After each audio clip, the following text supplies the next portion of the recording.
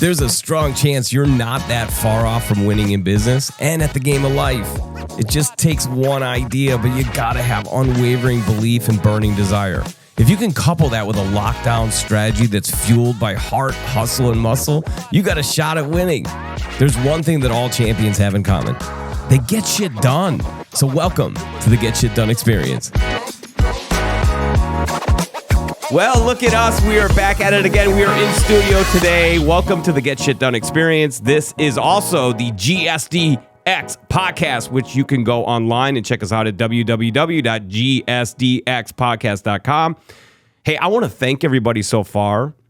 We just crossed 400,000 brand impressions as it relates to content driven from this podcast. That's across all platforms. So brand impressions, that's views, that's likes, that's comments. If you're in the branding and marketing space and content creation, you understand that that means something. We're only 11 episodes in as far as release. We're recording today. I can't thank you enough for the support. Our YouTube channel has generated 45,000 views of the long form podcasts. But as we all know, the short form clips are always going to be what dominates because the attention span of human beings. You've probably already turned off the podcast at this point because your attention span is terrible and your kids are pulling at you and you want to go hit golf balls and you're making coffee and everything else. But 45,000 can't do that without you. So thank you so much. I hope that you are finding tremendous value in the content that we are creating. So I just had to get that out of the way. I'm very grateful to be the host. I'm very grateful to create this content. I'm going to look right. Where's my camera? Hi. I'm going to look right in the camera and say thank you very much. So we just crossed that barrier. We are here today with a Chicago legend, let's call him. He's not going to think that he is, but all the cool people in the Chicagoland area know Mr. Bill Himmelstein. This gentleman is all about the commercial real estate market and helping businesses to build their brand, expand, grow, get into the right situation, and to create a phenomenal employee experience because your building creates a better experience for your staff. CEO, founder, the name of the company is Tenant Advisory Group. You have to check them out. Fantastic website that we're looking at here, which is tagcommercialbroker.com.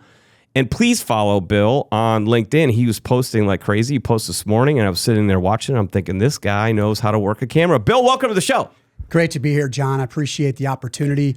And congratulations to you guys. Thank you. An incredible, accomplishment just with all the views and the attention you're getting, but it's well-deserved. So congratulations. Appreciate it very much. By the way, I just want to tell you, Bill, that you, in fact, have won the award for Best Dressed so far. So I got something on our episodes. I don't know if any. I think now the gig is up because people are going to see this episode and they're like, "Well, man, I got to spice it up a little bit here." But you look fantastic. I appreciate that. It's all about the customization, right? You look it's all great. about the flair. That's very nice of you. But yeah, that's something my father always told me. If you can't be the part, at least look the part. I love that. So earlier in my career, when I didn't know anything, I was at least a sharp dressed guy. So I had that going for me and I kept it going the rest of my career. Mom told my older brother when he was going on the first interview, this is back in the 80s, he was going to get a sales job. I think he was interviewing with R.R. Donnelley. And, to get into their sales thing, I mean, that's like, if you're in sales, you probably like IBM or R.R. Donnelley probably in some way have touched your sales skills. But he called up my mom and he's like, I don't have clothes that are like super nice. She goes, how do your shoes look? He's like, oh, they look good. She goes, polish them again. If the shoes are good, everything else will come together, and then you can work on making some sales and getting the suit. But you had mentioned your father. What's some great advice that your father gave you? Clearly great advice as it relates to... All right, let's get into that. So he was a big-time entrepreneur as well. And, a lot of things he taught me were never burn a bridge, right? Because you never know if you're going to need that person or that person might come back to you at some point. He talked about really the Tenant Advisory Group's 3 core values predominantly come from my father. It's do what you say you're going to do, which is simple. You just set proper expectations and then meet or exceed them. Always put your client's best interest first and be responsive. Simple stuff. We're not reinventing the wheel here, but I learned that type of stuff from my mom and dad. Treat people with respect, call them back, return phone calls, return emails, and then do what you say you're going to do, because that's how you build trust. And when you build trust, you can build a business. There's always savings, but it's about way more than savings alone. Total Technology Solutions Group redefines managed print services. Excellence is the minimum standard. TTSG is a true managed print service provider, deeply understanding your technology and business goals. Your business is unique. Our solutions are tailored to your current and future business goals. Our customer-first approach empowers and delights. TTSG can ensure your technology environment will scale as your business does. So as you navigate business and constant change, partner with TTSG for premium advisement and seamless implementation of your technology goals. We set the bar high. Your people deserve it. Peace of mind, powerful innovation, TTSG.com. Okay, so I just want to touch on this, and I don't want this to be lost on you, and I certainly want our listeners to pick this up. This is a CEO and founder of an organization who just listed off the core values of the organization. If you want your employees to follow your core values, you better be able to speak them, you better be able to explain them, and you better be able to give the origin story behind why they're so important to you. So what great advice that your father gave you that you've taken now and you're impacting other generations. How has that played out in the way that your staff members are impacting your customers? Yeah, John, great question. I mean, it's all about consistency, right? It's just like McDonald's. You want to get the same hamburger, the same fries everywhere you go. I want everyone in my organization to be creating the same output, to be providing a similar experience to our customers and our clients. And so the fact that we talk about them regularly, we repeat them, we burn them into our teammates' heads that this is who we are, this is what we stand for. And I am also pretty clear that if you can't follow these three values, this isn't the right place for you. Yeah. So obviously there's been times where my team members have not lived up to those values. They're no longer team members. Yeah. But what ends up happening is when the people that do follow those values, career path. Exactly. And so they've got upward mobility. All of our clients get that similar exceptional experience, and they get treated like they're valuable, like they're important to us, which they are. And by the way, that's what they remember. They remember the feeling. Look, the fact that you're placing people in amazing situations, you're doing it at a great price, and they're getting a great impact and all those things, those are fantastic. How you make them feel along the way, that's the thing they remember. That's what they remember, is how you made them feel, not what you did. And I think, a really good way to put this into perspective, John, in terms of how Tenant Advisory Group compares to our competitors. And I'm talking CB Richard Ellis, Jones Lang LaSalle, Newmark, big corporations, Cushman & Wakefield. Combined, those 3-4 firms I just mentioned may have a total of around 20 reviews on Google. Why is that? And they're positive and negative, right? But the reason why they have so few is because they don't make their customers feel any different. Yeah, they're moving them through the system. Boom. Exactly. Yeah. Tenant Advisory Group, much smaller company, around for a much shorter time than those. Built for speed, man. Built for speed, right? We have over 100 reviews, all 5 stars. All of them have a detailed description of what we did and how we made them feel. So it's not your Aunt Sarah from Connecticut, like, hey, Bill, I'll help you out. I'll write you. Yeah, these are folks that actually are going into detail and giving a real explanation as to the experience you created. That's fantastic. And it's interesting that you mentioned that, because I've looked into my competitors' reviews. Half of their positive reviews, they have the same name as the CEO. It's kind of strange, right? Yeah. Or they'll have the same last name as other people in the company, or it'll be their own employees saying, we're great. Yeah. That's not a testimonial. Yeah. So these are all people that we've worked with, and they're sharing their experience, and it's overall incredibly positive, but that's what we're going for. Yeah. We're not striving for mediocrity. We're striving for excellence. And I think a big part of that, it's that foundation of those 3 core values. If we can do those, if everyone in Tenant Advisory Group can do those day in and day out, we're going to deliver incredible experience. Here's the difference, right? A lot of larger corporations have core values, but what they really are is virtue signaling, right? So it's a tagline or a slogan. they're throwing out, but they're not living it. A core value means it's something that you actually live daily. It's your North Star. It's your guiding light. It's the foundation. It's what you always go back to. So a very interesting point that you made, and I've seen the opposite of it, the complete opposite of it, and I've seen it work in action the way that you describe, which is, hey, look, if we have an employee that is not effective, they're not performing, what we do is we go back to the 3 core values and we go, which one of those or all of them are they not doing? And then from an HR standpoint, when you're saying, hey, look, we're going to part as friends, we're going to part ways, you're just simply saying you're not living up to these core values that we live up to. On the same token, when you're giving a promotion, you're reinstilling it into that person because you're saying, hey, look, the reason you're getting promoted is you carry out these 3 core values with power and passion, and we want other people to follow suit.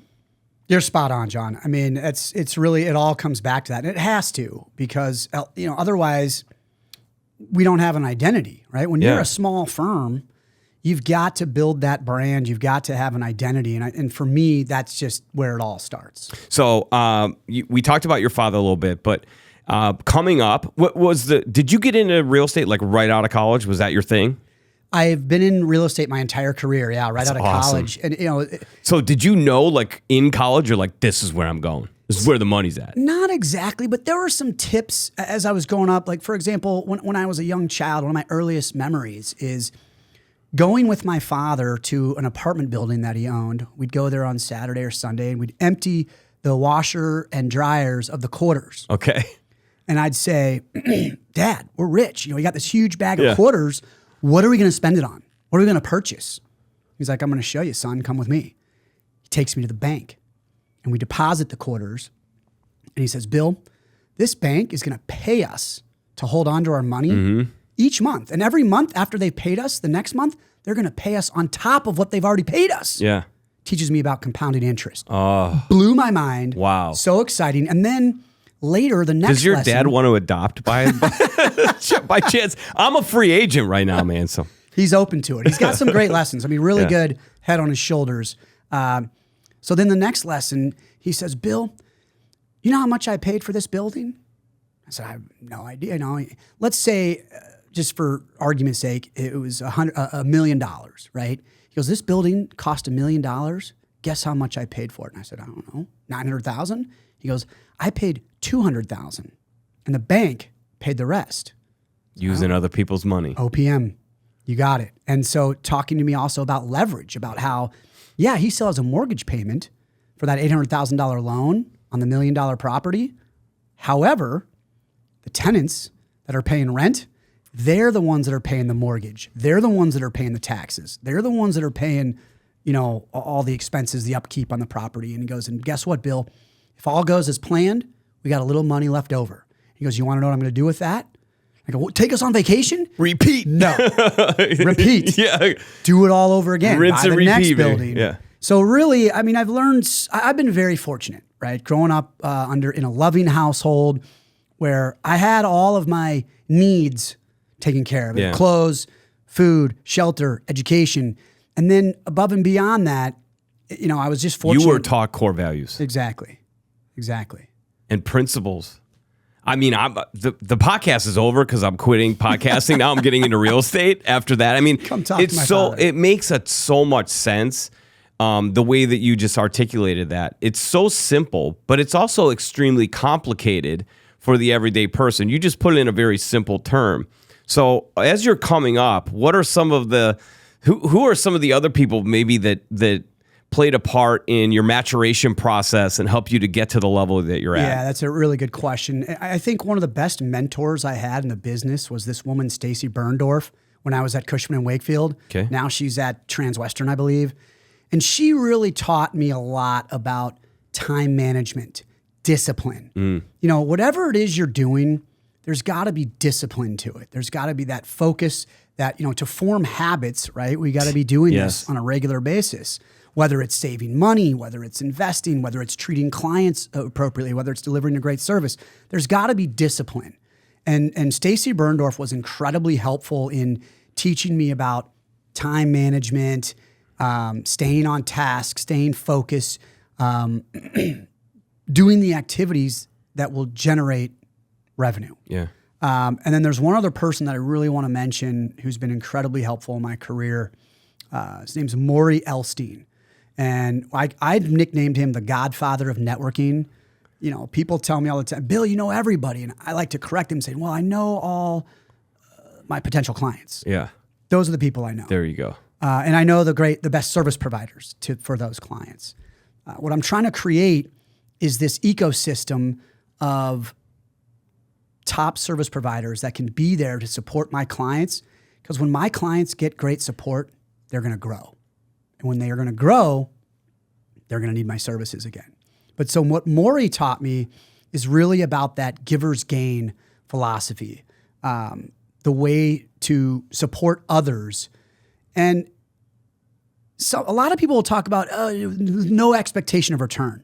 I disagree wholeheartedly, because when people advertise, especially large corporations, they're not just throwing marketing and advertising out there.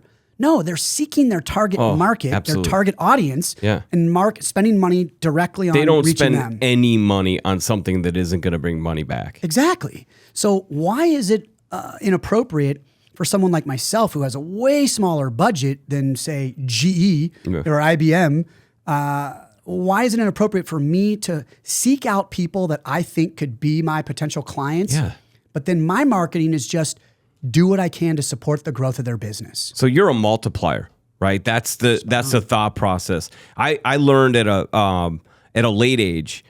Maybe I knew how to do it. Maybe I kind of had it ingrained in me. I'm not sure, but I've always been somebody who kind of wanted to bring people together and make people smile and laugh and all that stuff. But I don't know that I recognized it until a few years ago.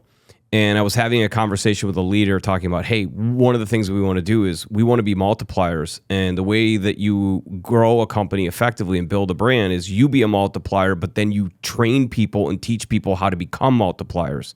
And when they become multipliers, it just keeps going. It's kind of like the rule of, the rule of 78. Compounding interest, right? Okay, It's the multiplier effect. So like if you're have a great attitude, you're super positive, and you're teaching those core values and you're instilling the blocking and tackling into people, they're going to emulate that, and then it's going to grow. Right on, John. So your networking efforts are done with intention. You're not just networking for the sake of having a whole bunch of people know you. You're trying to get the right people in the room that you know you can positively impact, whether it's directly through your business or referring them to another person who's phenomenal in the room that might be able to impact them. And then the benefit comes back to you. So talk about this giver's gain approach a little bit more. You touched on something really interesting there, because a lot of times people will say to me, Bill, I see you're everywhere, man. I see you all over the place. I go, number one, you're seeing what I put out there. But number two, what's really important is not where I am and what I'm doing, but who I'm with. Yeah. Who I'm surrounding myself with is what I'm really proud of. I love putting out there these posts where I'm surrounded by a dozen or 24 other business owners that could all be clients of mine. To me, that's meaningful. That's valuable. But the way that I get them to show up, it is that giver's gain approach. I'm trying to offer them an opportunity for them to meet new clients. Yeah. And to meet the decision makers. I'm not talking about salespeople, vice presidents, even partners. That's of the law problem firms. with so many networking events is there's 100 people at the networking event and 90 of them are salespeople. Well, salespeople don't buy from salespeople. No, So, not at all. Not at all. You're getting the right people in the room that are decision makers that actually can effectuate change. And that's what I'm really proud of. It's not just that I'm at a Bulls game or on a boat or playing golf. It's who I'm with. Who you're with, yeah. Yes, I'm doing fun things and I enjoy it. I'm having a wonderful time, but I'm growing my business while doing it because I'm surrounding myself with great people and I'm trying to bring them value. And it's not about selling them my product or service. It's about doing what I can to support the growth of their business. And spark conversations. And what's really cool from the research I was doing preparing for this, which mainly was going on and looking at your LinkedIn and the marketing that you're doing, you're creating a lot of brand experiences that are human experiences. You clearly believe in creating fun and entertainment and using that as the vehicle to spark conversations with the right people. So talk a little bit about some of the coolest events that you've put on. So Jeff Paeta is a member of the Joliet racetrack. So That's was NASCAR, right? NASCAR type stuff down there. It is similar. Yeah. Yes, you're exactly right. And it's basically you get to speed around the track in these cars, and it's such an adrenaline rush. But having that experience with a group of potential clients, and I can think back to some of the folks at that event, Michael Mance and the guys at Lakeshore Recycling. Those are memorable experiences. And as you said, to your point, I'm also, it's not just about fun and a great time, but it's like, oh, hey, you're doing this. This other person's doing something very similar, which might be a good person for you to talk to. And just bringing these people together to have conversations. And it's, we're not talking at my events about the Bears and the Cubs and the weather. And you're getting down and dirty. Right. It's, hey, I just had an experience with an employee. How would you handle that? Yeah. Or, we've got a marketing challenge. We're not getting in front of the right people. What would you do? And so just having those types of conversations in my mind is a little bit more meaningful than just the tertiary, how's the weather? Yeah, which a lot of those events turn into. It just becomes a social gathering. It's like a reason to get out on a Wednesday night and go have a drink. And, you might chat with people. You get 2 business cards. You feel like you're fulfilled, but really nothing got done. So you're I call really it making it intentional. rain with your business card. How many business cards did you give out? Oh, 20? Must have been productive. Yeah. No. I give out zero. Give out like none and have 3 conversations that you follow up with a brilliant email, right? And then make an introduction email to somebody and give them something, right? And spark it that way. That's it. I love it. So how fast did you get the car going? The guy I was with, I was partnered with Dennis Neville of Core FX, wonderful human being, just expanded his business tremendously by buying a competitor of his. He was really into cars, really into driving. I let him drive the whole time, but we got up above 100 miles an hour. Nice. I did have to change going around the track to make the turn. I had to change my pants afterwards. But yeah, we got up over 100 miles an hour. We were driving some BMW with a bunch of letters and numbers that was fast as all get up. But yeah, it was a great experience. These guys are remembering that and associating me with that experience. But again, they're also meeting exceptional people that can be beneficial for their business. So we're here, folks, with Bill Himmelstein. And the name of the company is Tenant Advisory Group, so please check it out. So let's talk a little bit about what you specialize in, because it's commercial. So talk a little bit about some of the coolest projects you've had the benefit of working on. Yeah, so we represent what I describe as the end user of commercial real estate, so the business. We represent the business owner, whether they need office space, industrial or warehouse, medical space. We do a little retail, a little bit in the cannabis, but it's predominantly office, industrial, warehouse, and medical, whether it's tenant representation, buy and sell side. One of the transactions I'm most proud of, which was actually pretty recently, is there was a motor manufacturing business, the small motors for like fans and industrial fans, up in Racine, Wisconsin. Okay. They were struggling financially. Their banker would not give them any more money. Said, sorry, you're tapped out. The way your balance sheet looks, we can't give any more money. However, I know this guy, Bill Himmelstein, and he might be able to do a sale leaseback. You own your building. There's a lot of equity built up in there. Maybe we can unlock that equity. You can sell the property, lease it back from the investor, and then you've just gotten all this capital. This is super cool. So he owns the building.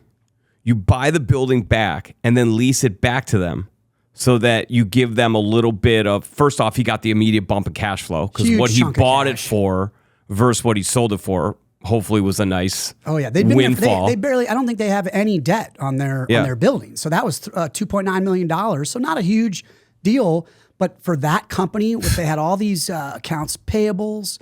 They had, they wanted to buy a new equipment so they can stay up with the times. And you made him financeable again. 100%. Because now he's got working capital, cash position. He's showing that he's flush. The accounts receivable came down. Yeah. Right. Balance sheet looks a lot better. Accounts payable came down, or accounts receivable might have gone up. Accounts payable come down. So all of a sudden, he's now more presentable to a bank, which now allows them to grow the company and eventually buy it back, which means there is a provision in this deal for this client of mine to buy it back down the road. So that's real value. Yeah. You didn't just make a transaction and sell a building. This is real value. You potentially saved a business. That's how we feel, and that's what the client has said. I don't know if he's blowing smoke, but like, really, this guy has been with the company for over 40 years. These are his family, these other people, and if something didn't change, the business was over, and everybody loses their jobs. But now it's a whole different story. Now they're on the upswing. They're able to reinvest in their business, and they're growing, and they're doing great. And my assumption is that in that 5 to 7 year window, they will be able to buy it back if they want to. Best part of the story, though, is that you didn't like pick up a phone and call. The banker said you got to call Bill. So, I mean, that immediately is comforting to the person, because it's like, hey, look, I know this guy and I've interacted. He's worked with folks that are customers of mine, previously. That's a real power statement. So I mean, that's really where most of our business comes from, is referrals and introductions. Earlier in my career, I had to network with a lot of service providers, professional service providers, to get introductions to their clients, and I would do the same. In the last 8 to 10 years or so, I've done what I refer to as leveling up. Is now my networking's done business owner to business owner, and I'm talking with them about, here's the things I can do to support the growth of your business. And oh, by the way, here's 4 or 5 people that I found in your LinkedIn that I'd like to meet. They're all too happy to open the door. To make the introduction. They're thrilled because they know it's going to come back, because you're gonna do the same in kind. You're spot on. That's awesome. All right, so you're having an impact on your customers, but let's talk about the impact you're having on your employees. You got some superstars coming up. It's interesting, I might be jumping the gun here, but earlier in starting my business, I started at July of 2008, so 16 years ago. Oh, great time to start Beautiful a business. time. The credit markets were shit. It was awful. Yeah, the only other time you could have picked would have been like, maybe April 1st of 2020 would have been a great time, right? Exactly. So anyway, at the beginning of my career there, I was trying to do everything myself, right? The curse of the entrepreneur is we think we know everything. Yeah.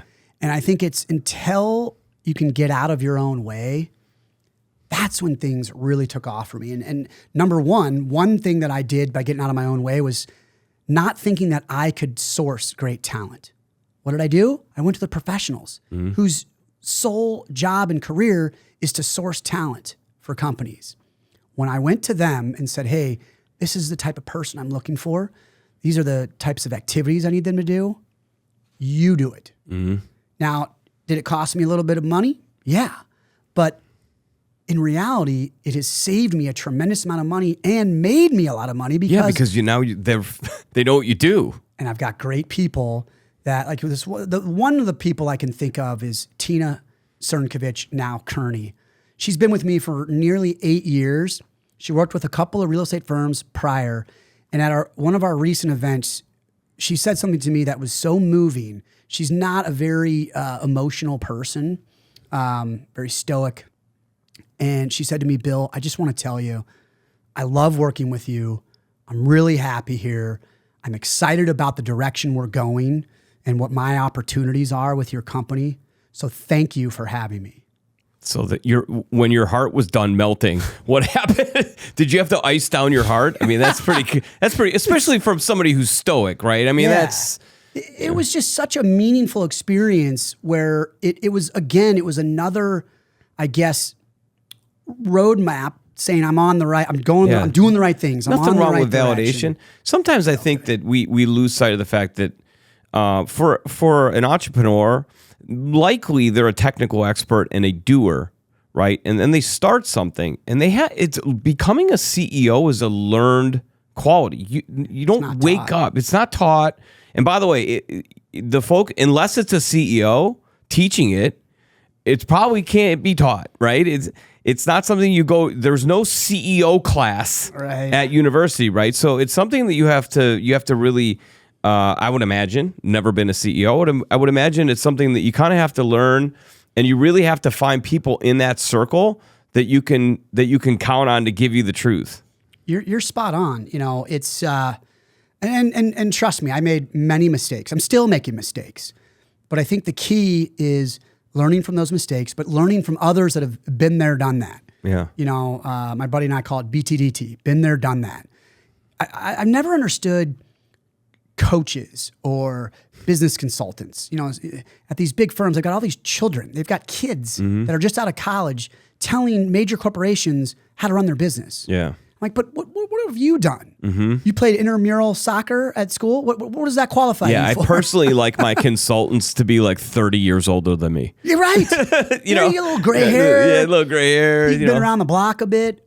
But, you know, for me, it was the first, 8 years or so at a minimum, and I'm still doing it today, but it's all about picking the brain of other CEOs. And that's another selfish reason why I host these events. Yeah. Because I bring this brain trust. Just stealing knowledge, man. Right. Yeah. License to steal, baby. They don't even know it. Yeah. But no, that's a great opportunity for me to ask them questions. You know, they're comfortable. They've had a drink or two. You know, the old saying, in vino veritas, in wine there is truth, which is basically in alcohol there is truth. So I get them a couple of drinks. Yeah, everyone's having a good time. We're laughing. I go, hey, tell me about how you run your business in this aspect. Yeah, you're like right. writing, notepad comes out. Hold on, let me say that into this phone. Right. I'll just be recording that real quick. If you don't mind, I'm just going to flip the camera on. That's great. The other thing that you're doing is you're deifying them. Because one of the best ways to get somebody to really engage with you and pay attention to you from the standpoint of business development is to compliment them by asking them expert level questions. So like, as an expert, explain to me how you do this. Now you're gaining the knowledge, but you're also putting them in a position where they go, this person really admires me and sees value in me, which always will open somebody up to go, okay, well, let's talk about that. Likely they'll come back to you and go, tell me more about what you do. It's like they give you permission to pitch. See, these are these social and EQ things that someone like yourself understands. Yeah. I think a lot of people don't. And that's all. I'm not knocking anybody. I'm just saying, to understand something like that, where when you can get them to a nice event, that's step one. And then it's getting them to A, have a good time, B, meet some other people that might be beneficial to them, but C, if I can extract, some valuable information, now it's become even more of a productive. Everyone's getting value. Yeah. So you've got this team of people. They're buying in. Things are going, and the brand is growing. Okay, so we're all flipping on the news now. The world's crazy right now. So I would imagine you're talking to a lot of people who are like, yeah, this is not the time. You know, we might be going to this war is happening. This thing's going on. True or false? Is there ever a bad time to buy? Is it just modifying the way that you do it? Because we always hear in bad markets, that's when the most millionaires are created, right? And in good markets, we hear that that's where people who take advantage of all the proper steps really scale as well. So in any market, people win. So first of all, Warren Buffett always said, when others are being fearful, be greedy. And when others are being greedy, be fearful. Interesting. I understand where he's coming from in terms of investing in the marketplace. But to your point, you know, it's rare a time when I've said, I don't think you should buy this right now, especially when it relates to industrial or warehouse space, because over time, industrial and warehouse space appreciates between 3 and 5% a year. Since the pandemic, it's been about an average of 8% a year. So I've got clients coming to me saying, Bill, prices are going up and up and up. Should I buy? And I say, yeah, you should, because there's a lot of great wealth building tools that are involved in real estate ownership. There's deductions with your taxes and interest payments. There's different ways where if you've got owner-occupied real estate, you can charge yourself what I would argue is an exorbitant but provable market rental rate. Therefore, you're reducing the profit of your business, but that rent that's coming in, it's going to pay down your debt, pay the taxes, pay the upkeep, and then any profits on real estate are taxed as capital gains. So what you're your saying tax is rate is totally different. probably a good idea to hire a tax attorney as well, so that you understand. What is there, like 80,000 words in the IRS tax code or something? It's something crazy. It's like 10 times the size of the Bible or something like that. It's absolutely ridiculous. And this is the reason why, it's so important that somebody who's owns and operates a business has a fantastic CPA, tax attorney, and so on. Because what you just talked about is essentially utilizing the articles of incorporation to your advantage. A lot of people set up as a C Corp or an S Corp and they just go, I don't know why I'm that, right? But you probably want to dig deep into that and understand why you're doing it, and then to use the credits that exist within the IRS tax code to protect your assets. And you should push that to the nth degree, to the max level of legality, like touching the edge of it. We don't have to break the law, but utilizing the current tax code to your advantage can really be a huge value add. Here's what I would say in terms of, is there ever a time not to buy? I've never been a huge fan of owning your office space. Office space is a bit more volatile than warehouse industrial space, and warehouse. It's also a lot more specific, I feel like, of a product to have certain types of business in that space. And if you need to change it, it's far more costly to rearrange an office space than it is an industrial space. Industrial, really, you're just moving racks around or changing the racking systems. But I'm not a huge fan of owning your office, especially because a lot of those professional service type firms, they're changing over time. They're growing, they're contracting, they're all over the place. But a lot of times, some of these manufacturers and warehousers can be relatively steady. I'm not saying that's all the time, but my point is when you buy an office space, things are going to change for your business that's not going to render that space effective and useful at some point. And it's a tough exit. There's not as much demand to own office space. So I don't always push owning the office space, but when you're talking about industrial, warehouse, medical, you're pretty much always better off. Well, those people can't work remote. They can't. So you can't have a remote forklift driver. Last night. If you can, like, you need to come on the podcast. I want to understand this completely. But you can have a sales team that is remote, that's traveling around. So, I mean, that is pure logic, but it's also fantastic advisement, because I think there's depth to that people probably don't think about, right? Like, you think about, well, if I'm going to buy a building, I'm going to buy the office space and the warehouse. I'm just going to get the whole kit and caboodle, and that might not make sense, especially if you're going to a hybrid situation or a fully remote. I want to ask you that too. Hybrid, remote, in office. What are the pros and cons? What do you believe in? Is the world crazy right now? Do we need to get back in the office, or is the world crazy that we need to see value in people having the cost of living has gone up? We have multiple people in the household working. It makes it more difficult to get literally Johnny to the baseball game. You need to have a little bit more freedom. Like, which one, in your opinion? So I'm going to preface this by saying you're going to be able to find information online that supports either one, right? I mean, you can find anything you want to find online, saying, that you have hair and I don't. Yeah, you can make the data say whatever you want it to say, right? From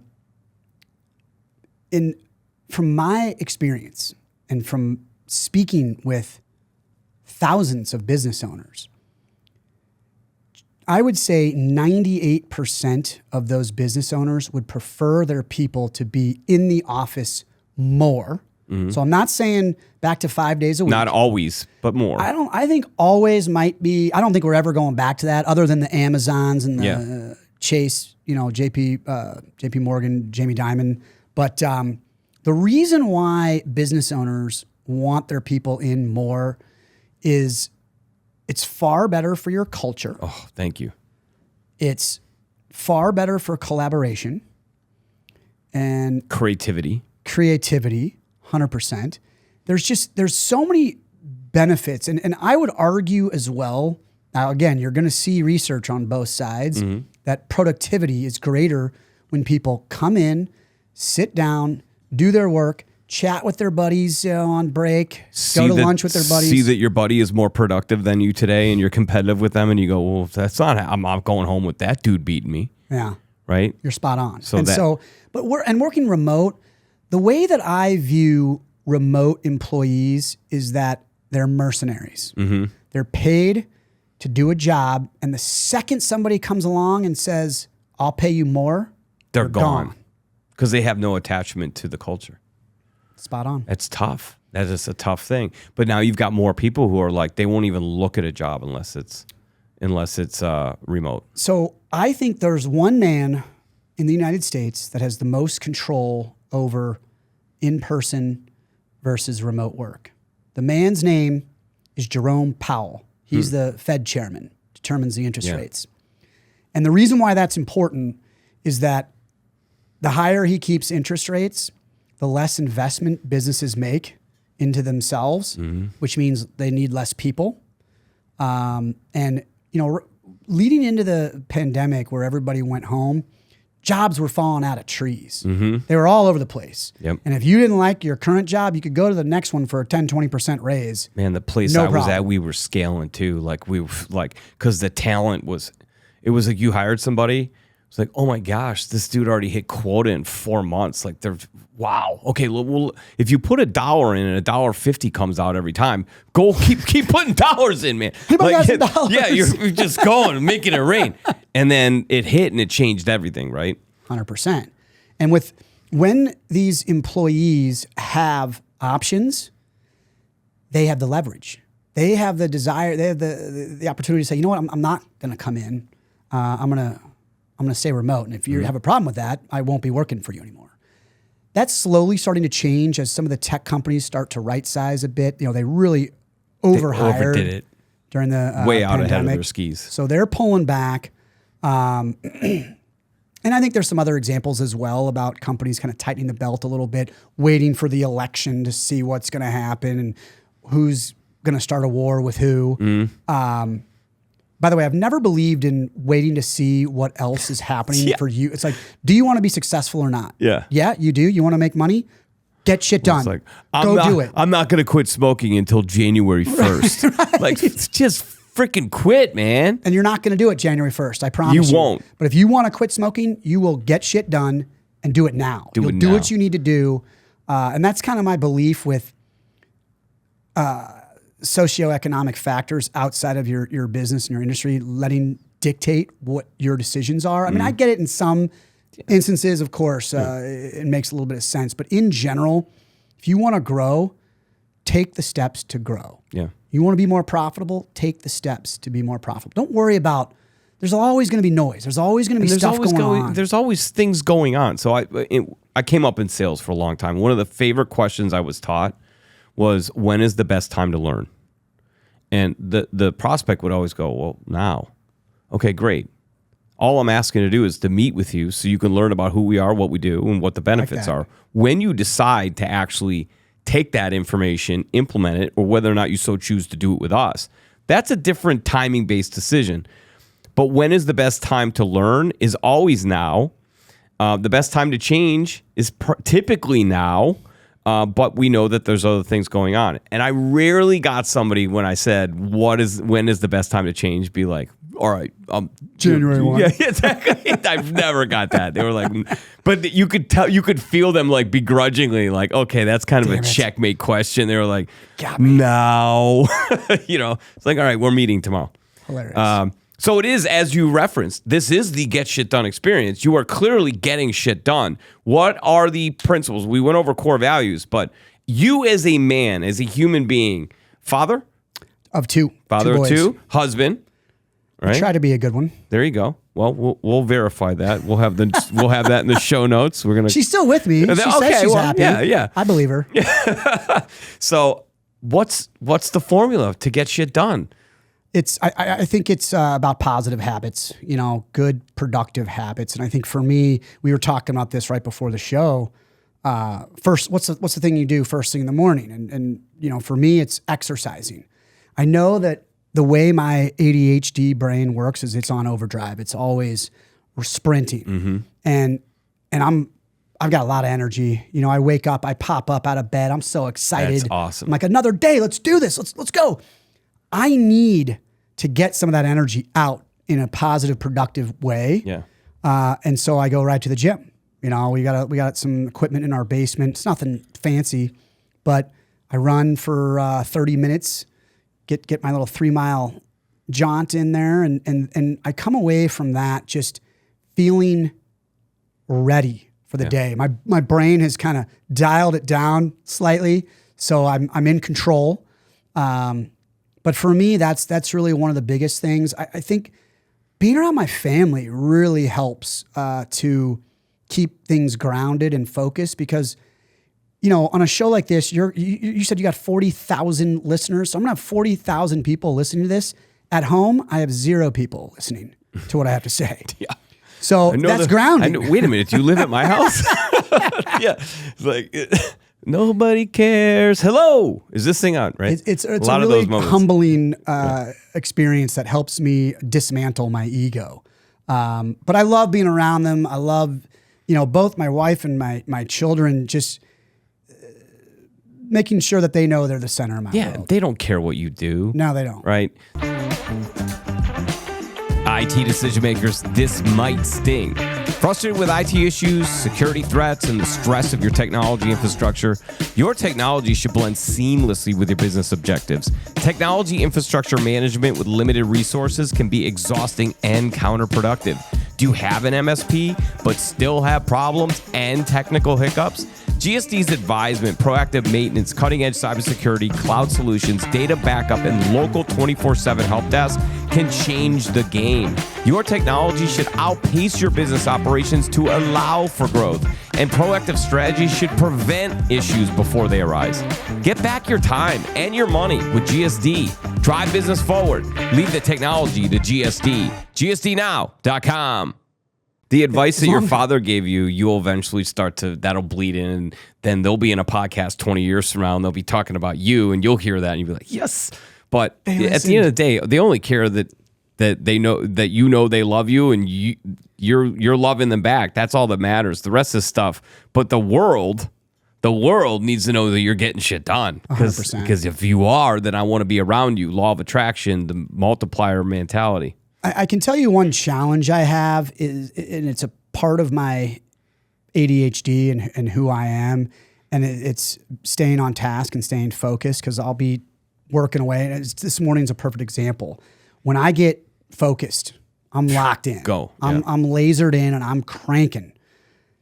And I missed an appointment. Now, thankfully, it wasn't with a client or potential client, but that's not who I want to be. Yeah. I don't want to be the guy that's flaking on people. So there's an example of where who I am as a person, still needs work, right? I still need to find systems and processes that can prevent something like that from happening.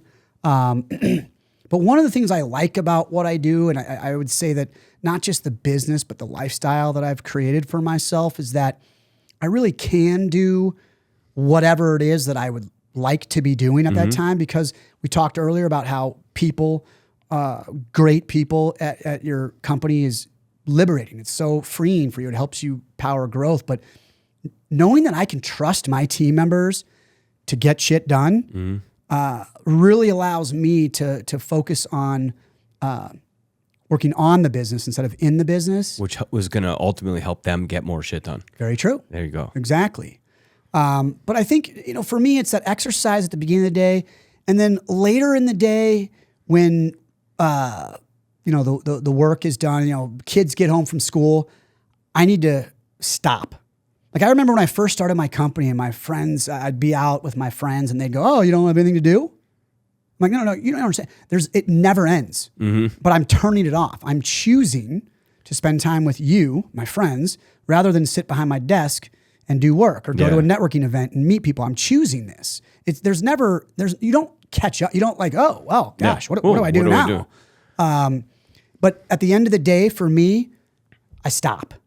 I stop because my children get home. Once they finish their homework, it's like, it's family time. So you just lock in. I lock in with them. I love it. I had the benefit early on in my career of working for an ultra successful human being. We could have a conversation about how principled this human being was, but ultra successful, best salesperson I've ever heard in my life, like crazy. But I asked him one time, I said, well, he had asked me like what my definition of success was, and I gave some 20-something answer. I had no idea. I got one too, by the way. And I said, well, what is your definition of success? He said, to control your own destiny. And that's what you just described. And when I thought about that, I was like, well, control your own destiny. Like, what is this, Star Wars? Like, what does this mean? What does that mean? Essentially what he elaborated on is like, if I want to go to Aruba tomorrow, I go to Aruba tomorrow, right? If I want to shut everything down and take my kids to California to a Dodgers game, I go to a Dodgers game. If I want to, for 48 hours straight, close the door and not talk to a single human being and get this project done, I get the project done. That's what you just described. It's controlling your own destiny. But what's your definition? Yeah, it's very similar. I was just talking to my father about this recently, about how I believe the ultimate to being successful is affording yourself the time to do what you want to do. And I do feel here's a good example. I was in EO for a while, Entrepreneurs Organization. And they talk about having two different types of businesses. Growth business, right? You grind away, you take every dollar you make, put it back into the business to grow. One day you sell, and that's when you have the time to be with your family and do what you want to do. The other one is a lifestyle business. And the way they describe that is you're earning money from the business, right? You're not pouring it back into growth and looking to sell that, but you're living off what the business makes you. And I've always had a lifestyle business. I don't spend more than I make. I try to invest a lot. You'd be surprised to know that I try to buy as much real estate as I can. But who advises you? I got a great guy. Yeah, great guy. I got a guy. But to me, it's, what I'm really proud of. And I would say men in general, we tend to judge ourselves. The scorecard is how much money you got. How many birdies did I make? Well, I made none yesterday. That was very disheartening. A round without a birdie, at least one. It's like, I'm playing tomorrow. Like You got to get back. I gotta get. Well, the worst part is I had my chances. I had plenty of chances, and I just couldn't make that 10-footer. Nope. Yep. But that's on me. I'll work on that. Yep. So having that time to do what you choose to do, and it doesn't always have to involve spending a ton of money. It could just be, I love going on bike rides with my kids, right? Going on walks with my wife. Love that.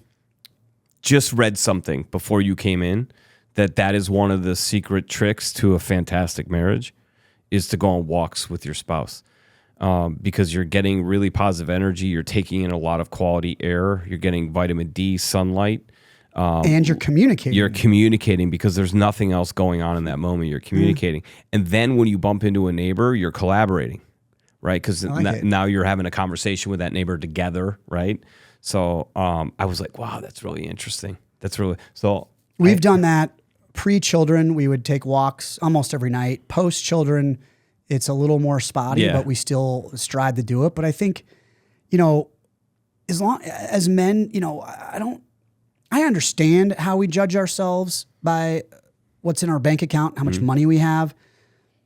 I think it might be healthier to judge ourselves by our level of happiness and contentment. I can validate that 1,000%. I went through a really, really tough mental type of situation the last couple of years. And one of the things that I really had to work on, and I worked on it with not only Faith, but my sister is absolutely phenomenal. And one of the quotes that she sent me, she said, you need to live in the world, but not of the world.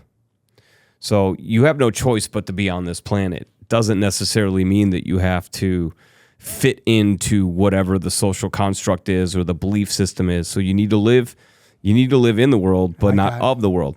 The other thing that I read a lot about was there's two ways of thinking. There's two worlds. There's the outer world and there's the inner world. The outer world is all of the temptation, the fast car, the beautiful big house, how much money you have, what's your stuff? What stuff do you have? And the more you focus on that part, the less you focus on that inner part, which is what you're talking about, which it took me a long time to get to, which is like, what's my purpose? Yes. What are my principles? Am I here? Was I chosen to be here to be a multimillionaire? Maybe I wasn't. Maybe I was chosen. And that's okay. And that's okay, because maybe I was actually chosen just to put a lot of smiles on faces, and that's my mission And here. there's a lot of value in that. Yeah. I want to share something with you. You brought up such an important component about mental health. And I remember, it reminds me of a time right in the beginning of the pandemic. There was 3 ways I identified myself. I think of Bill Himmelstein. I'm a business owner, I'm a father, and I'm in shape, active. Yeah. All right, fine. You're handsome. You're a handsome dude. Just say it, Bill. That's not where I was going. Just get it out. So these 3 ways I identify myself. Yep. Number 1, my business was in the tank. Ouch. Nobody wanted office space, and that's where we had predominantly focused at the time. Yeah. So out of 38 clients, 36 of them said, stop, don't do anything. So I've got 0 revenue coming in. So I'm thinking like I'm a failure. I keep hearing from my kids' teachers that they're struggling. So now I'm a failure as a parent. Yeah. And then I broke my leg playing paddle tennis. Oh, geez. So I'm no longer active, and my wife has to bring food to me and take care of me, and I'm no longer capable. So I got the 3 ways that I identify myself, but I'm in the dumps, feeling horrible about myself as a person. And thank God that I sought out a therapist. And I do this pretty regularly, especially when it comes to parenting, just getting parenting tips and coaching, and really just attaboy, keep going, keep doing it, keep fighting the good fight. Center you. And by the way, the strength is asking for help, not thinking you can do it yourself, because you just perpetuated in that. So God bless, thank God that you said, hey, look, this doesn't feel right, and I'm not going to go in this spiral. And that was my challenge, right? I didn't feel right. I knew it didn't feel right, but I just let the spiral keep going because I'm a man. I'll get through this. I don't need help. I deal with it. And it just kept, then it got to a point where it was like, oh no, I can't deal with this. So if you are having those feelings like you were, the fact that you were man enough to go, hey, I need some help, good for you. I'm so happy I did, because she helped me, this therapist helped me retrain the way that I view myself, as not by what I do, but who I am as a person, what my values are. So we back up and we talk about, we ended up listing out in order my top values. Number 1 was family. Number 2 was friends. And number 3 was fun. I'm like, well, I can be present for my family. I may not, my kids might be, we might be getting calls from their teachers. Doesn't mean that they're bad kids. And I love them and they love me. And I'm providing for their home and love and whatever. I still was maintaining my friendships. And then I like having fun. That's what I want to do. And so you see with a lot of the events that I host, you commented earlier, it's about fun. And so if I can bring that part of my value system into my business dealings so people can see who is Bill Himmelstein. He's not just some guy trying to bring in clients and execute transactions and move on. He's trying to build relationships, and he wants to have fun with those around him. So that really, those therapy sessions just kind of helped me retrain that I am not a number. I'm not what my net worth is. That's not Bill Himmelstein. I am what I give back to the community. I am the type of father and husband that I want to be. I am someone that's there for my friends. And I'm there. I'm a guy that's going to want to have fun. Going to have a good time with my family and friends. So you absolutely found that magic spot that I found too. It's like it's who you are, not what you do. Yeah. And man, when you find that, what's amazing is what you do gets better. Because it's liberating. Like you free yourself of this this scar tissue, if you will, that's just like keeping you from feeling. Well, and also, pretty cool. I think those that are going after the dollar and that's what their goal is, to me, they're in the rat race. People talk about the rat race. No, you're stuck in this. Go in, bust the your Matrix. ass. Right. And I I've, for me, do I want to make money? Oh, Hell of course. yeah. I don't want to mislead anybody. I'm trying to make money and be successful from that perspective. But really what I'm going for in life is to enjoy myself, make sure those around me are enjoying themselves, and just be a good human, uplift those in my community and have fun. Well, I don't care what anyone else says, Bill. I think it's fantastic. Appreciate so you heard it here first, and I'm trying to do the same damn thing. So I'm glad that I have something in common with somebody who clearly gets a lot of shit done. I'm going to start a new segment here today with you. We're going to call it Quick Hits. Okay. Okay. And so I'm just going to rifle off like 7 questions at you. Ooh. And this is get to know Bill on a deeper level questions. Although we just did really have We got deep. But this is going to be more fun deep. Okay. Okay. So we're going to call it Quick Hits. Are you ready for question number 1? Well, let's do it. Why not? All right. What is your favorite movie of all time? Oh gosh. I like the comedies. So anything with Will Ferrell or I like Tommy Boy. Who was the actor? Chris Farley. Chris Farley. Yeah. Those guys make me laugh. Yep. So I don't know if I've got a specific one, but really it's just about comedies. I want to laugh. I love Laughter is such great medicine. It just makes you feel so good. People who go to scary movies, I've never understood that. Like, if I go to a movie, I want to be inspired or I want to laugh. If I could do both, that's really a great 2-hour investment. But to walk away scared shitless, is that a benefit? Did I just pay $12 for popcorn so that I could have night terrors? Like, what the hell was that? All right, quick hit number 2. What is the greatest sporting event that you've ever attended? Oh, man. I can tell you I'm 0 for 2 in going to see Lionel Messi play. I've got Messi-less games.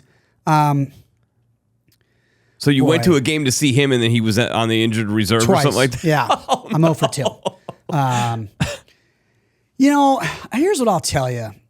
I was very fortunate as a child. My dad took me to a lot of Royals games, a lot of Chiefs games. So you were Kansas City? KC boy. Nice. Oh, you're so lucky right now. You got Mahomes. It's amazing. Jeez, come on. And the Royals just beat the O's to move on to the ALDS against cool. the Yankees. We'll take them down. Yeah. Bobby Witt, right? Bobby Witt. Bobby Baseball, man. Fastest dude on earth, I think. He's the only shortstop in history to have 2 30 for 30 years. And he's only 24 years old. Yeah. He's just a rocket. I think for me, I think that's a great question. And maybe if I had prepared for this, I could have thought a little harder. But I just remember going to baseball games with my dad. He'd have this even back then, he had this old radio. Yeah. He'd be keeping score. He's got peanuts all over the place. Everywhere. Everywhere.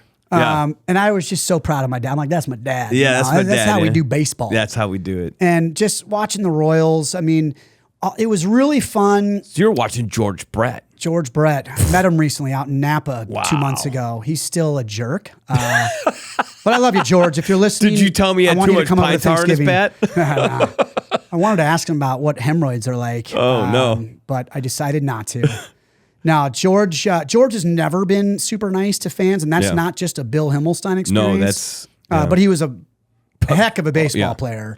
And he brought us World Series in 85, and I got to go to some playoff games and World Series games in 2014 and 15 when the Royals were making a run. Those were pretty memorable. I'm a big Jayhawks fan, but really for me, it's kind of been about spending time with my father and having him take me to these games. Yeah. I just thought it was so great that he would do that, and that's something that I've always is strove a word I've strove to do that or striven? Striven? Are we inventing words now? Why not? This is a great segment. Talk about getting shit done. We're making up words. Striving, striven, geesin, goosin. But I want to bring that experience to my children as well. Yeah. So I also enjoy bringing them to a Bulls game, a Cubs game, a Chicago Fire game, Blackhawk. I just... have them look at you and go, that's my dad. Yeah. Right. But now it's probably beers going down. Yeah, beers. My dad is hammered. What the hell just happened? We need an Uber to get. My wife will drive. I'm actually kind of embarrassed of my dad. Maybe get some peanuts next time, Pops. How about that? My next therapy session. I'm going to drop a reference on you. Willie Wilson. I was a Willie Wilson fan. Love that guy. I was a Willie Wilson fan. I Good had for his you. baseball card growing up. I was like, Willie Wilson. Where are you from? I'm from here, man. Okay. But I'm a baseball kid, right? I just grew up. Well, with WGN, it's all about the And Cubs. that was the thing. Like, For some reason, I caught the Royals a lot. The Royals Cardinals World Series. I can see it in my mind. I had a babysitter that night. We were playing Legos, and I can see the Willie McGee down the line. I think it bounced over the fence. I think Ozzie Smith in one of the games hit a ball home run. But I just recall Willie Wilson always stood out to me. He was a for stud. some reason. Yeah, I believe he's now in politics in Kansas City. I think so. I see Willie Wilson signs every election season whenever I'm there. But Daryl Motley was one of my favorite. He had the largest behind of any person I've ever seen, and he was fat. I'm just like, I love this dude. There's a difference between a butt and a baseball player butt. There's a different thing. Like when you see some of those relief pitchers coming in, you're like, dude, don't ever wear bike shorts around me, please. Like, what is that thing? So, all right, question number 3. Let's do it. All right, question number 3. Here we go. Quick hits. Question number 3 is, what is the choice you would make if you could be in a rock band? If you could be in any rock band, what rock band would it be? You're just kicking that person out. You're going to take their role. All right. Would you be lead singer or lead guitarist? So what rock band and what role are you taking in that rock band? This one's easy. Let's go. Led Zeppelin, because I think they're the greatest band of all time. And I'm talking about individually, each band member was across the board. Probably top 5. John Bonham was Bonham was one of the greatest drummers of all time. Yeah. John Paul Jones had his bass and keyboard going. And he's got a cool name. John Paul Jones, pretty cool it's name. It's a badass name. Jimmy Page on guitar, one of the greatest guitar players of all time. Yeah. Sounded like 3 people were playing guitar on some of the songs. Well, it's just a lot of times he had multiple. Yeah, he was just like playing 2 guitars at once. And then I would want to be that front man, that lead. Any Robert band, Plant. I think, yeah. Now, obviously, no one's going to be able to replicate his voice. That was just spectacular. But I would want to be the front man. I'd have my shirt off like he did on every. I don't leather care pants. Oh yeah, that are low cut leather pants. So pretty much what you wore to Thanksgiving the other last year. So I talked to a buddy of mine. He goes, yeah, I'm going out to see a band tonight. I go, cool. What band are you going to see? He goes, I don't know the name, but they're a Led Zeppelin cover band. And I go, I just thought to myself, I'm like, what kind of a crazy mutant is covering Robert Plant? Like, how do you for an hour and a half, like he's got a day job, right? So he's like an accountant or whatever. And then he's got to go sound like Robert Plant. Right? Like, what kind of tight underwear is that dude wearing to get to that note? Oh my gosh. I mean, in my car, I could do some Robert Plant. And then you turn the volume down and you're like, not even close. Not even close. No, I'm not saying that I could Can you fill hit the his high note? shoes. Can you hit the high note? But what I can do is just stand up there and dance and have a good time and scream, belt out some lyrics. It's going to sound like crap. I'm widely known as the worst singer in my family. Cool. But I embrace it. You know, I still love singing. I'm just probably not going to do it in public. You own those terrible vocal cords. You own that. That's do. your thing. You go do that. All right. So I was asked this question. What is my favorite type of food? Italian, Mexican, so quick hit. What's your favorite style of cuisine? So that's a good question. The style would be Italian, but if I had to pick one dish to have for the rest of my life, better question. Burritos. I would eat You can't burritos go wrong. It's got everything in every it. day. It's got protein and a salad in it, plus condiments. Yes, it's pretty much very similar to a salad. But no, I love burritos. But if it was the genre of food, it's Italian food. I'm a pasta guy. I love the garlic. And, when we go out, my wife's not a huge fan of Mexican food. She's a huge fan of margaritas. She's never met a margarita she didn't like. I'm starting to see something happening here in the family. Can't go to a baseball game. Can't go to a Mexican restaurant. We might have to do a second episode here. Right, a little follow-up. No, but burritos, and my boys know it too. They're like, Dad, you want to go get burritos? I'm like, yes, I do. Always gonna, Thank you. Okay, so let's see if we can get a burrito sponsor. What's the best burrito in the Chicagoland area? Qdoba, no question. Now I hate having to go with the chain, but in my mind, for the value, because that's also part of it, the value there. Yeah. And they treat me like a king, and by that I mean I get rewards, I get points. You know, so I get a free one every so often, which I'm so thankful for. But the free one that you actually bought from the 12 other times that you went, and overpaid for the yeah. But no, that Qdoba is my jam. My brother and I fight. He's a Chipotle guy. I'm like, what is wrong with you, man? We can't be brothers. We can't be of the same ilk. But yeah, I'm a huge fan of Qdoba because here's why. They don't charge you extra for guac. Now, granted, you're already paying for it. Oh, yeah. It's already in the price. It's wrapped in there, so baby. So you can get the guac without feeling like there's no upcharge. Yeah. I really like that. It's like CarMax. It's like, there's no haggling because we already got you. We're going to win no matter what. We already won. Come on in. Take the guac. You've already paid for it. So quick hits, Bill. Where would we find you if we didn't find you with your family and working? What's the hobby? What would you be doing? Like when you're going to have a Bill moment, you're like, this is the thing I love to do, and I kind of have to do it. What's the thing you have to do? You know, I really enjoy golf. I'm not good, but I am getting better, and that's the trick. Is like I went from last summer at the beginning, I was like a 23, 24 handicap. Okay. Just awful. Now I'm an 18. Good for you. Still shitty. Yeah. But it's not shitty. Getting better. Yeah. Well, if you're breaking 100, you're doing better than like 96% of the world. I haven't not broken 100 this golf season, but what I really enjoy about golf is you're outside. Yes. There's green grass. It's beautiful. There's not a lot of green in Chicago. I live in the city, and you don't get to see a lot of grass. And then I'm usually with wonderful people. I play golf with Tim, Ward a lot, and just wonderful people that it doesn't really matter what I'm shooting. Yeah. It matters that I'm outside, I'm not working at a desk, and I'm with exceptional people. Well, you're consistent. You're staying consistent with what you've talked about. Okay, so Bill, taking the family on vacation, where are we going? Beach. Okay, what beach? So my family has a timeshare in Cancun. We've been going there since I was 7. That's 40 years. Nice. All right. We've been going there for 40 years. And I don't care that it's the same place every time. It's just a beautiful place. People are friendly and warm. And I just, interestingly enough, we would spend most of the time at the pool rather than the beach. But for us, it's just about a warm weather. Yeah. Sunlight, man. Getting that vitamin D. Burritos. Having a burrito. That's all I need. Maybe my wife can have a margarita. Yeah, maybe you go golfing. Maybe I go golfing. Maybe they have karaoke night and you are Robert Plant after a few margaritas. And I can just horrify all these people in the audience. No, people ask, why don't you take your family skiing? I'm like, we get enough snow. I'm cold at least half the year here in Chicago. Yeah.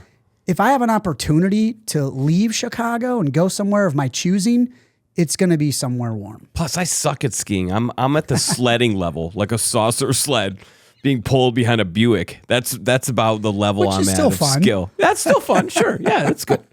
Okay, so you're obviously in a fantastic situation. You love what you do. You've got the DNA and pedigree as well because you kind of were trained at an early age to emulate your father, and you followed kind of in the footsteps and have tried to take it to your version of it in the next level.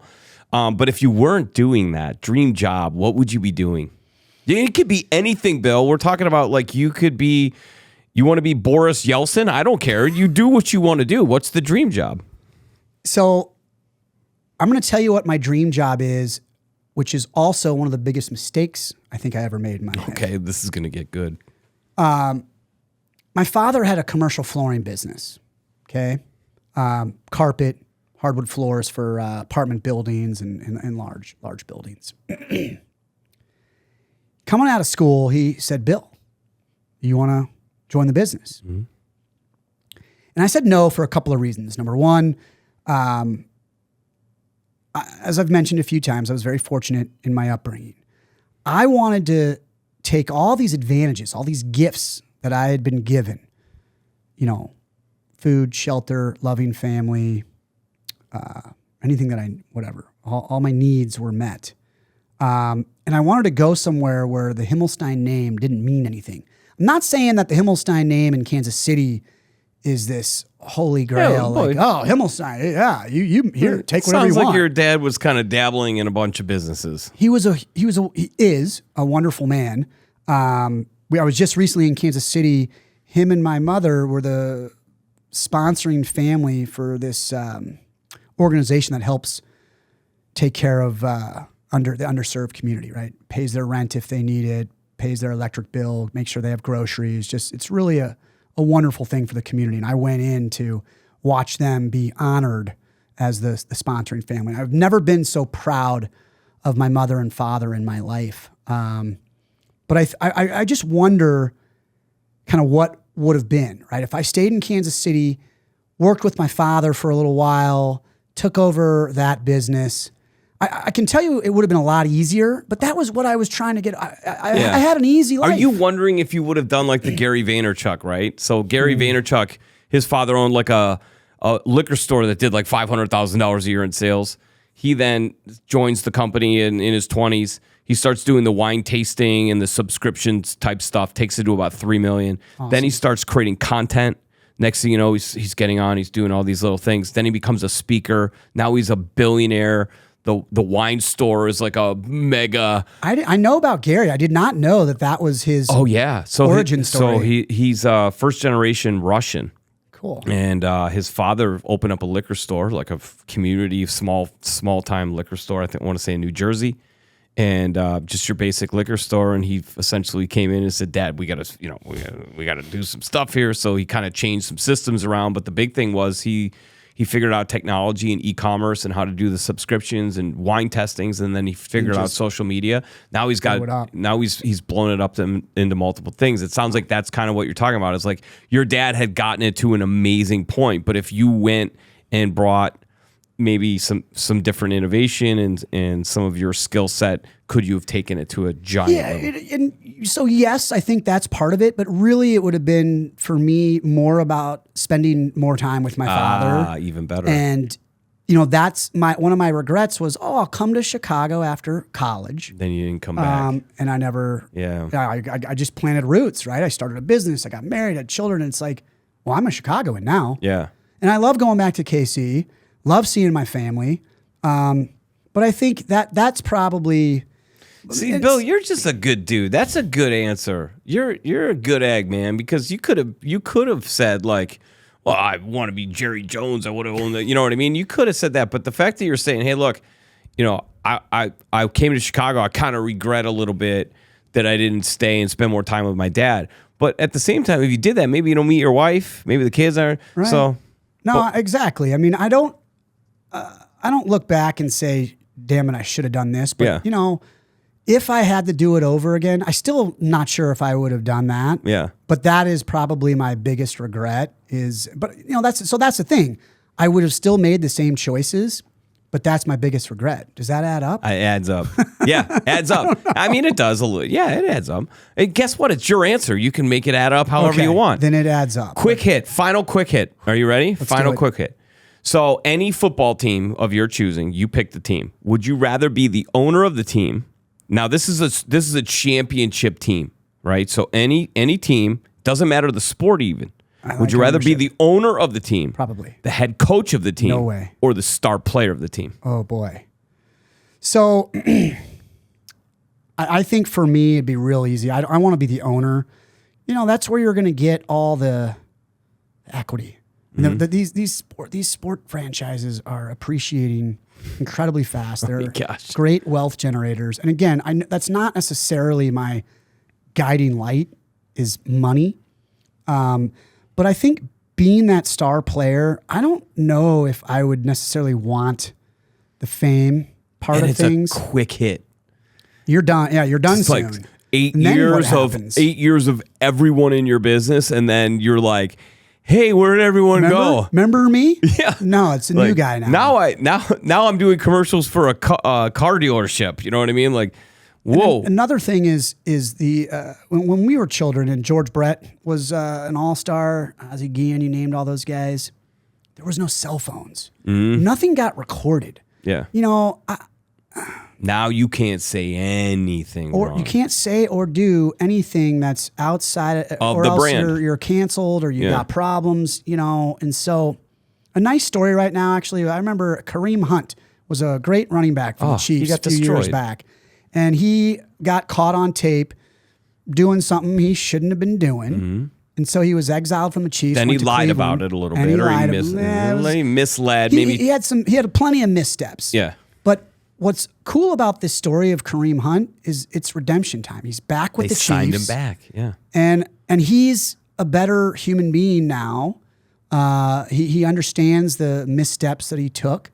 And I love that he's getting a second chance. But I just think an athlete, I would rather sit in the suite watching my team, I think, than be the guy on the field that's doing all the heavy lifting and getting banged up. And probably, I think a lot of these athletes might have challenging times just getting around in their elder years. But of course, maybe we all do. But the ownership, you're behind the scenes. It's a much longer shelf life. Much longer shelf life, and I think you're really gonna just build a ton of equity. Yeah, I think being the star player is the most enticing. I think being the head coach kind of would make you feel like you're the mad scientist behind all the things. But I think I agree with you in that being the owner is like you get to share in all of those things, but then you get to do it again when those two are gone. Right, you're still there. You get to try and repeat it Right. and repeat it again and again and again. Unless you're David Sterling, right? Is that his name? You can't get fired. The guy from the Clippers. Yeah, he got fired by.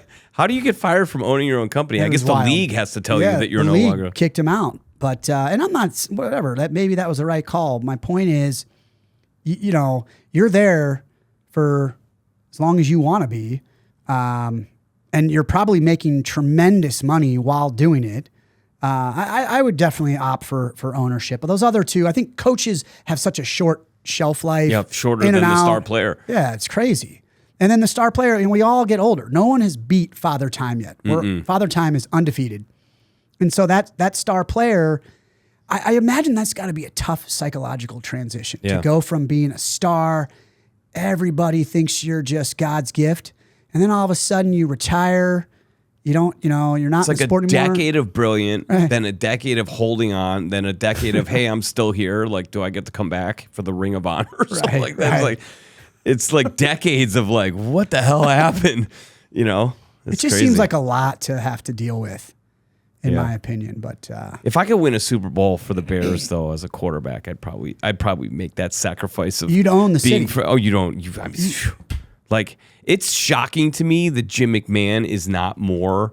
But the 85 defense was so amazing that they kind of over. But like the quarterback of a Super Bowl winning team in Chicago is, I mean, you could be like, hey, I want that building. They'd be like, oh, okay. Sure. Here You go. must have this. You must have this building, Caleb.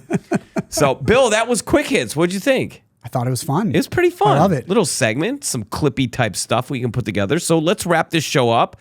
First off, thank you so much for coming on. It's been Thanks for absolutely having me. fantastic. This was nice. By the way, your setup here is incredibly professional. I've been on, 24 podcasts before. This is by far and away the most well-run, well-produced. You got the setup, everything. This is really top notch. Well, thank you very much. You know how to kick a guy right in the heart in a good way. I appreciate that very much. Let's wrap this up. Put a nice bow on it. By again, very successful as a father, a husband, and a business leader. Fantastic at networking. Fantastic at bringing people together and being a multiplier. And an amazing advisor who understands his craft very, very well. Clearly getting shit done. So let's wrap it up with a little inspiration. What do you want to tell our audience? What's the thought that you would want to give to them? If there's somebody out there that's wavering, that is maybe just needs to hear something to get them over the top, what's that thing? What's that inspiration you want to share with the world? I think every day, if you can just try and be a little better and try and especially be a little bit better and nicer to those around you, I think we're going to have we would have such a better world if everyone was just a little bit kinder to those around us, a little bit more caring, and try to just be better yourself. And I heard this morning. I was in Rosh Hashanah services, and that's what the rabbi was talking about, this story about, kids doing bad things, and what if everyone did that? But one kid flipped it around and said, what if I can be a little bit better every day? Just try and do something nice for other people. And what if everyone did that? So that's kind of what my thought process is today, is just trying to be a better person. And how nice would it be if we all could do that? Fantastic thought. Happy Rosh Hashanah. Thank you. And Bill, I do want to remind you, sir, you got shit done. All right. Congrats. Thanks for coming on. Thanks for having me. This Cheers. is great. Be well.